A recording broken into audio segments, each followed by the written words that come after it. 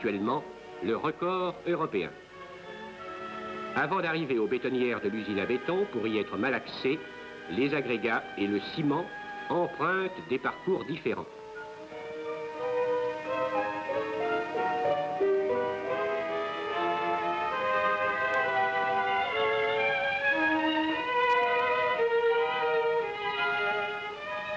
Le ciment, longeant la vallée, vient par téléphérique de Bourg-Saint-Maurice. Le ciment est amené par train entier, stocké dans des silos de 4000 tonnes.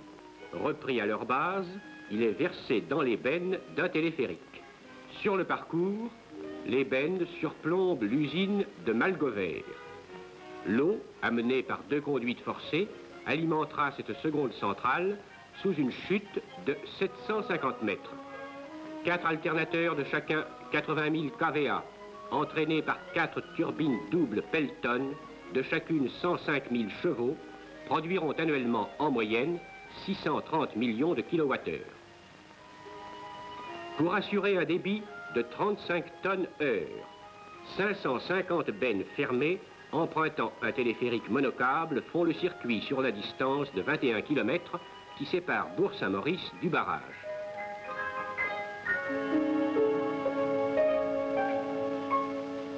Traversant la vallée, les bennes parcourant le premier tronçon de 9 km quittent le balcon de la Tarentaise pour aboutir au Miroir, station d'angle intermédiaire.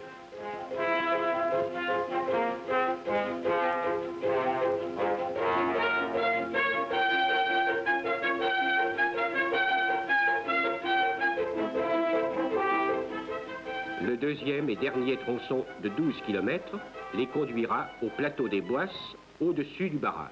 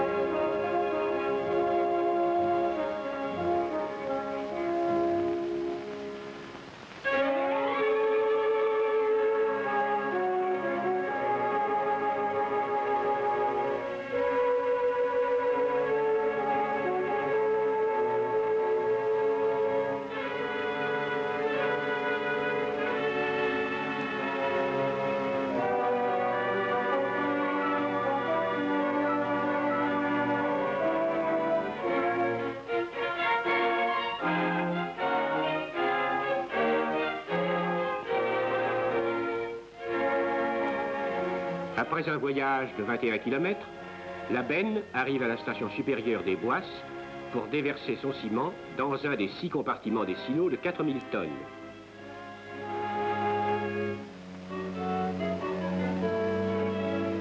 Accrochée à nouveau au monocable, la benne reprend sa ronde vers la vallée.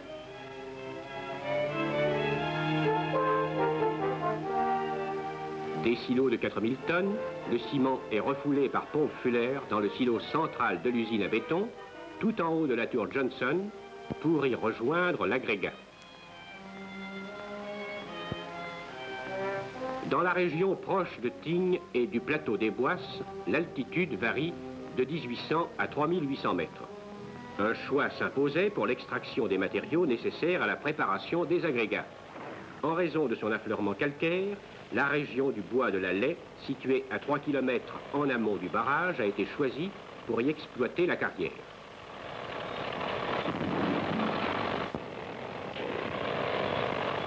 Une route de 1 km a été taillée dans le rocher à l'altitude de 1800 mètres pour en permettre l'exploitation. La carrière de la Laye est constituée de calcaire dur, en bancs horizontaux assez tourmentés, que l'on extrait par mine profonde et grand sautage.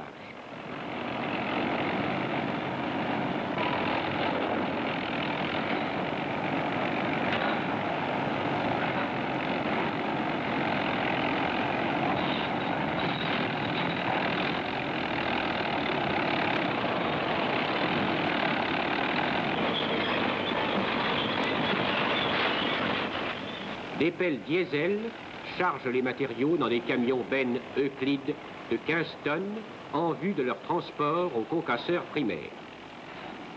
Deux pelles PH type 1055 à godet de 2300 litres assurent le débit adopté de 400 tonnes heure.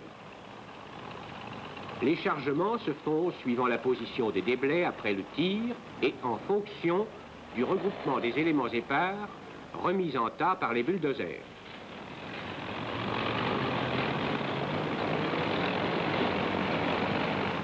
Certains blocs dépassant le calibrage prévu sont repris et groupés en un chantier pour un pétardage futur. Les marteaux à main perforent les blocs à pétarder.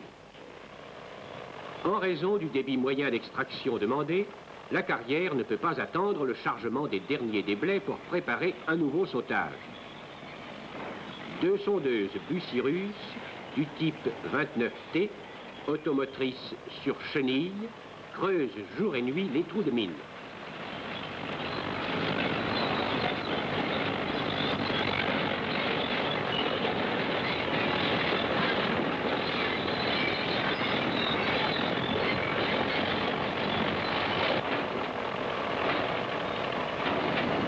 Se déplaçant à la demande, travaillant parfois très près de la crête du front de taille, les sondeuses à trépan permettent de forer des trous de 240 mm de diamètre.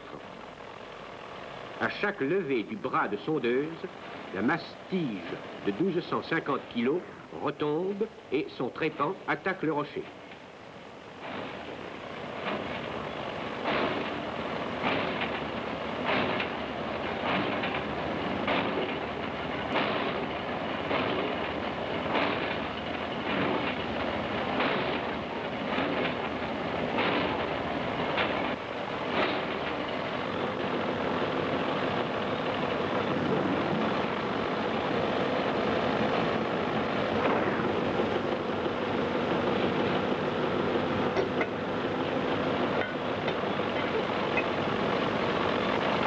Après arrosage, un tube à clapet permet l'évacuation sous forme de boue des débris rocheux accumulés au fond par le travail du trépan.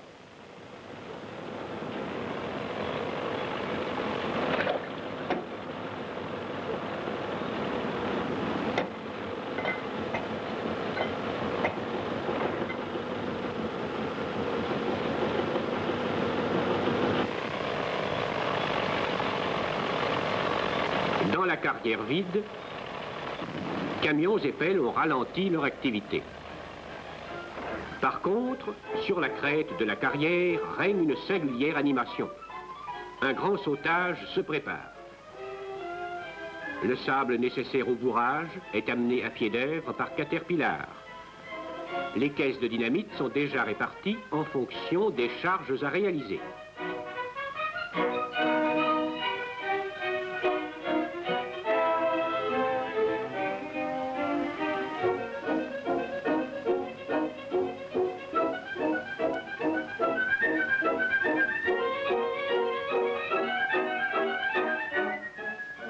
Protégé par son chapeau, chaque trou attend sa charge particulière. La charge de chaque trou de mine varie suivant sa position par rapport au front de taille et suivant son éloignement des trous voisins.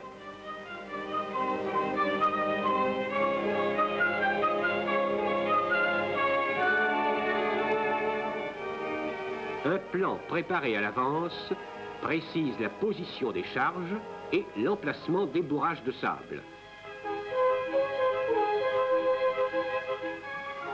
Par précaution, les caisses d'explosifs sont ouvertes à l'aide d'un coin et d'un maillet en bois.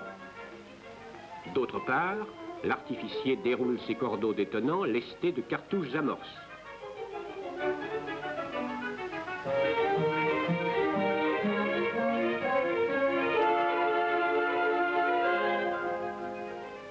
cordeaux sont alors fixés, leur tension contrôlée. Les explosifs sont ensuite déversés en vrac. L'introduction et le tassage sont facilités par un empaquetage de forme spéciale. Les bourrages successifs sont contrôlés avec grand soin. La répartition des explosifs dans les parties compactes et les bourrages intermédiaires réglant la fragmentation de la masse rocheuse. Le dernier bourrage terminé, les cordeaux détonants sont affranchis et l'équipe passe au chargement du trou suivant.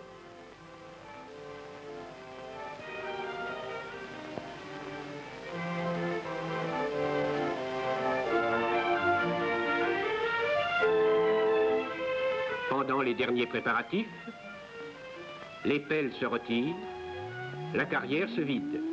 Les équipes de sécurité condamnent les accès dans la zone possible de projections accidentelles.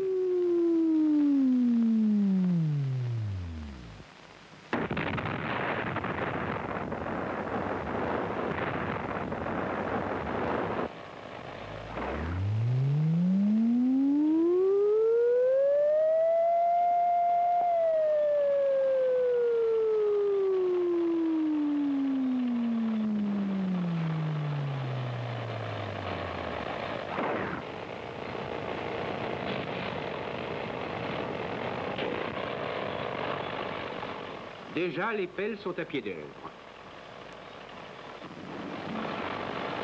Les ingénieurs constatent les résultats du sautage et la qualité du fractionnement.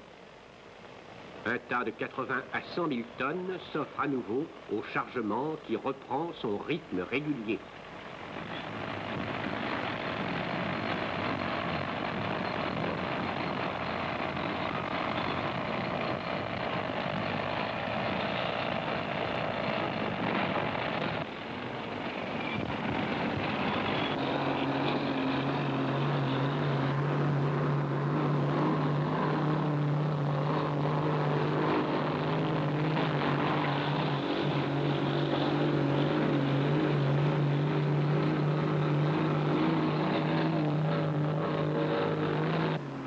Les camions se dirigent vers le concassage primaire et la station de départ des agrégats.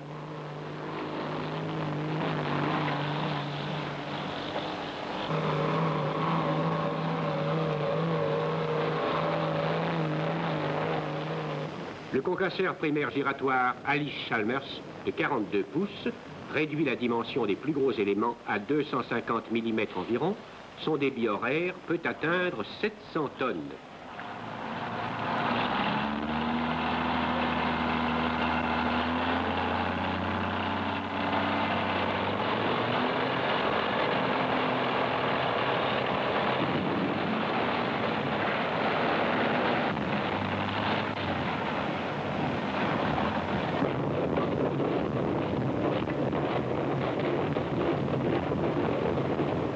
À la sortie du concasseur, les matériaux sont repris par un tapis transporteur et répartis dans les silos de la station de chargement d'un téléphérique double.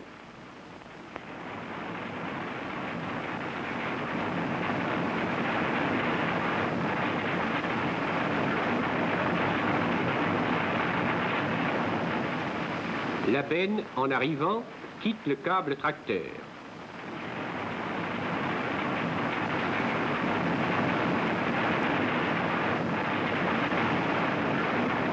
Les bennes chargées reprennent leur circuit. Deux téléphériques bicâbles débitent en parallèle 200 tonnes-heure chacun, soit 400 tonnes-heure au total.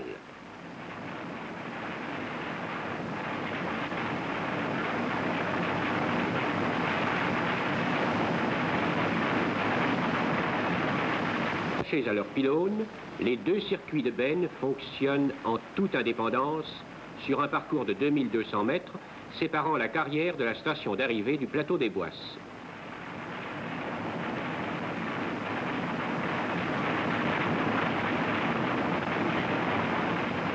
Les bennes sont freinées, reprises par une chaîne à ergot,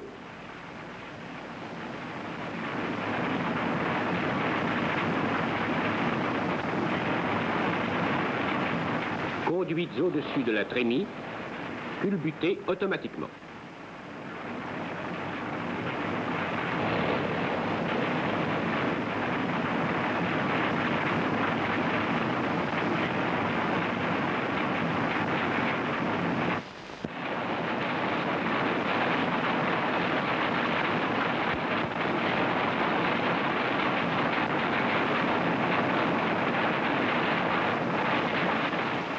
Sous la trémie, les matériaux sont repris par 2 distributeurs et 2 tapis.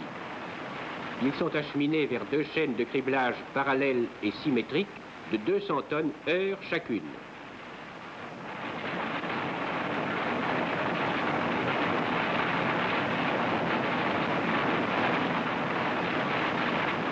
À la sortie du bâtiment de criblage, les agrégats empruntent 2 tapis indépendants et parallèles qui prolongent les 2 chaînes de concage vers le stockage. Le bâtiment de stockage des agrégats peut contenir de 12 à 15 000 mètres cubes de matériaux classés. Dans les couloirs du bâtiment de stockage, des distributeurs et des extracteurs à tablier métallique alimentent les tapis de 900 mm qui montent vers la tour à béton, point d'aboutissement des 2 circuits parallèles, assurant par leur indépendance la sécurité d'exploitation. Dans l'usine à béton, l'agrégat, le ciment et l'eau de malaxage sont dosés par pesage automatique depuis un pupitre central qui contrôle et enregistre les opérations. L'usine à béton, entièrement automatique, assure une production de 210 mètres cubes de béton à l'heure, soit 3 mètres cubes 5 à la minute.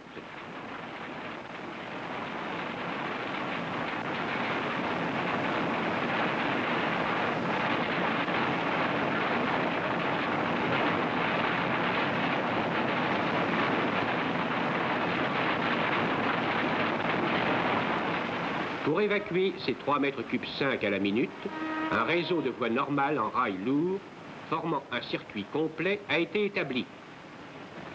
Tiré par des tracteurs diesel électriques de 80 chevaux, des plateformes aménagées avec 4 berceaux portent des bennes d'une capacité unitaire de 8 mètres cubes en eau, soit 6 mètres cubes 300 de béton mis en place.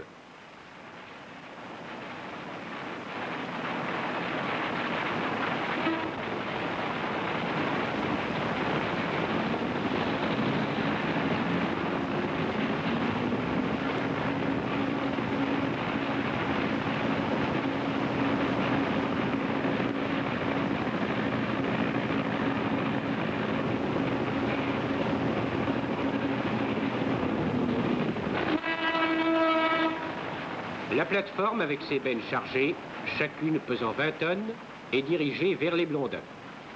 Sur le barrage, tout est mis en œuvre pour recevoir le béton.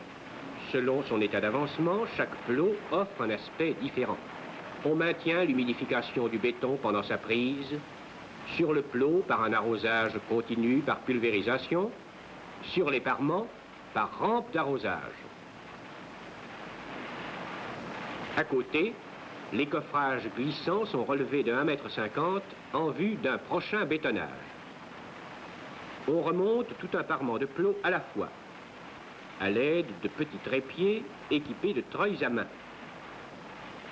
L'opération de levage proprement dite ne demande que quelques minutes.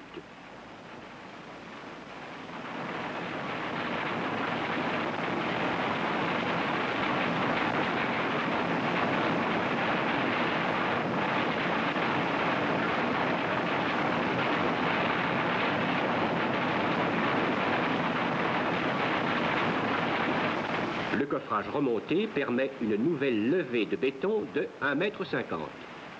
Sur le parement amont du barrage, des feuilles de cuivre, brasées entre elles, sont noyées dans le béton et forment joint d'étanchéité entre les plots.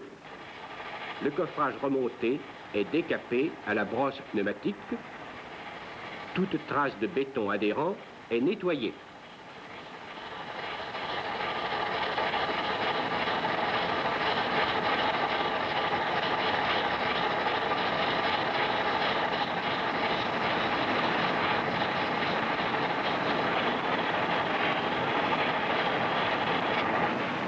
La surface est prête à être enduite par pulvérisation d'une huile de démoulage, opération indispensable pour obtenir un bon décollage des coffrages au moment de leur levée.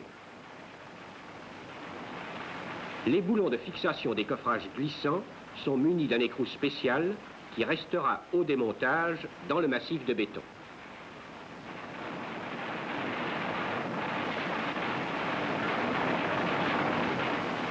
Sur le parement aval et en dehors du plot, des clarinettes de distribution sont fixées sur les canalisations d'air comprimé et d'eau. Avant tout bétonnage, on décape 2 fois, à l'aide d'air et d'eau sous pression, la surface de reprise du béton. Une première fois, quelques heures après la mise en place, pour enlever toute la laitance remontée à la surface par la pervibration. Une seconde fois, avant le nouveau bétonnage, pour éliminer les pierres non encastrées.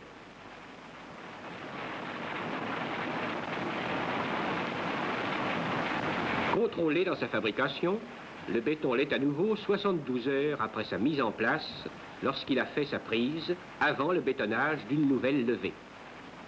La réception du plot, prêt à être bétonné, est faite contradictoirement avec le maître de l'œuvre.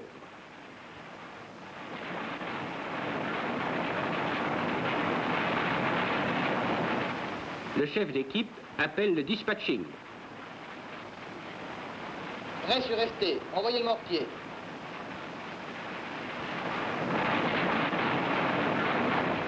Les bennes sont amenées au pied des tours mobiles des Blondins pour leur transport sur les plots du barrage.